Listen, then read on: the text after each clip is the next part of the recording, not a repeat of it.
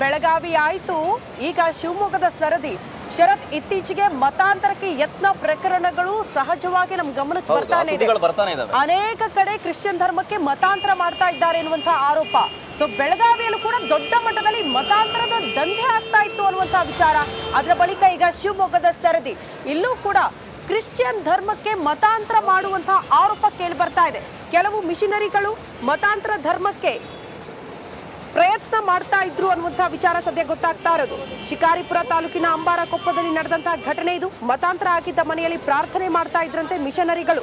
ಮತಾಂತರ ಹಾಗೂ ಪ್ರಾರ್ಥನೆ ವಿಷಯವನ್ನ ಪ್ರಶ್ನೆ ಮಾಡಿದ್ದಕ್ಕೆ ಗಲಾಟೆ ಕೂಡ ಆಗುತ್ತೆ. ಕ್ರಿಶ್ಚಿಯನ್ ಮುಖಂಡರು ಹಾಗೂ ಗ್ರಾಮಸ್ಥರ ನಡುವೆ ಮಾತಿನ ಚಕಮಕಿ ಆಗಿದೆ ಅನ್ನೋದರ ಡೀಟೇಲ್ಸ್ ಸದ್ಯ ಸಿಗ್ತಾ ಇದೆ. ಲೋಹಿತ್ ನಾಯಕ್ ಎನ್ನುವ ಯುವಕನ ಮೇಲೆ ಹಲ್ಲೆಯ ಆರೋಪ ಕೂಡ ಕೇಳಿ ಬರ್ತಾ ಇದೆ.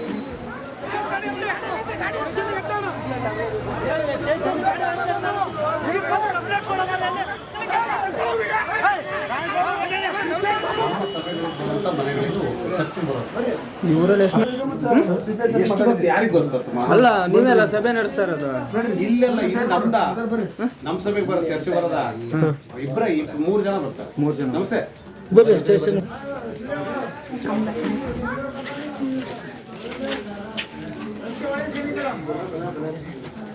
ಸಭೆ ಚರ್ಚೆಲ್ಲಿ ಬಂದ್ಬಿಟ್ಟು ಪ್ರಾರ್ಥನೆ ಕರೀತಾರೆ.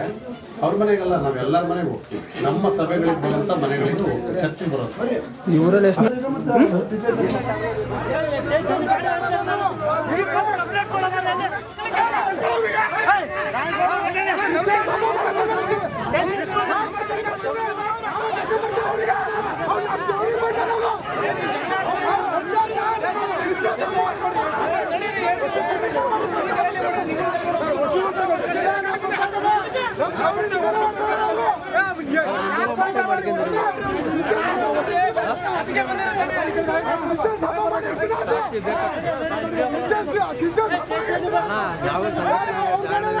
ನಾವೇ ಬೇರೆ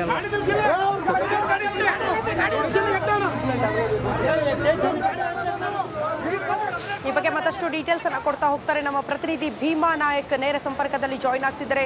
ಭೀಮಾ ನಾಯಕ್, ಎಷ್ಟು ದಿನಗಳಿಂದ ಮತಾಂತರಕ್ಕೆ ಪ್ರಯತ್ನಗಳಾಗ್ತಾ ಇತ್ತು, ಎಲ್ಲಿ ನಡೀತಾ ಇತ್ತು, ಯಾರಾದ್ರೂ ಮತಾಂತರ ಆಗಿದ್ದಾರಾ ಅಥವಾ ಆಗೋ ಸಂದರ್ಭದಲ್ಲಿ ಪ್ರಯತ್ನಗಳಾಗೋ ಸಂದರ್ಭದಲ್ಲಿ ಈ ರೀತಿ ಗಲಾಟೆಗಳು ಆಗಿರೋದಾ, ಹೇಗೆ ಭೀಮಾ ನಾಯಕ್?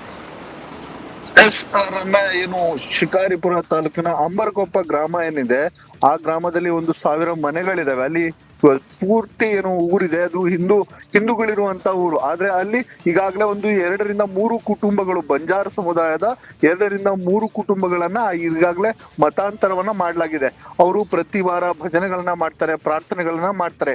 ಇದರಂತೆ ಸಹ ನಿನ್ನೇನು ಬಂಜಾರ ಸಮುದಾಯದ ಒಂದು ಕುಟುಂಬದಲ್ಲಿ ಪ್ರಾರ್ಥನೆಯನ್ನ ಮಾಡ್ತಿದ್ರು. ಏನು ಮಿಷನರಿಗಳ ಮುಖಂಡರು ಬಂದ್ರು, ಪ್ರಾರ್ಥನೆಯನ್ನ ಮಾಡ್ತಿದ್ರು. ಈ ವೇಳೆಯಲ್ಲಿ ಆ ಗ್ರಾಮಸ್ಥರು ಹೋಗಿ ಪ್ರಶ್ನೆಯನ್ನ ಮಾಡಿದ್ದಾರೆ, ನೀವು ಏನು ಇಲ್ಲಿ ಪ್ರಾರ್ಥನೆಯನ್ನ ಮಾಡ್ತಿರ, ಏನಕ್ಕೆ ಪ್ರತಿ ವಾರ ಬರ್ತೀರಾ, ಪ್ರಾರ್ಥನೆಗಳನ್ನ ಮಾಡ್ತೀರಾ, ಏನು ವಿಷಯ ಅಂತ ಕೇಳಿದಾಗ ಅವರು ಮತ್ತೆ ಗ್ರಾಮಸ್ಥರು ಹಾಗೂ ಮಿಷನರಿಗಳ ಮುಖಂಡರ ನಡುವೆ ಮಾತಿನ ಚಕಮಕಿ ನಡೆದಿದೆ.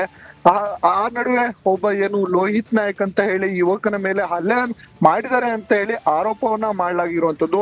ಆ ಯುವಕ ಏನು ಶಿಕಾರಿಪುರ ತಾಲೂಕಿನ ಸರ್ಕಾರಿ ಆಸ್ಪತ್ರೆಯಲ್ಲಿ ಚಿಕಿತ್ಸೆಯನ್ನ ಪಡೀತಿದ್ದೀನಿ ಅಂತ ಹೇಳಿ ಮಾಹಿತಿಯನ್ನ ಸಹ ನೀಡಿರುವಂತದ್ದು. ಒಟ್ಟಾರೆ ಏನು ಈ ಹಿಂದೆನೂ ಸಹ ಮತಾಂತರಕ್ಕೆ ಪ್ರೇರೇಪಣೆ ನೀಡ್ತಿದ್ರು.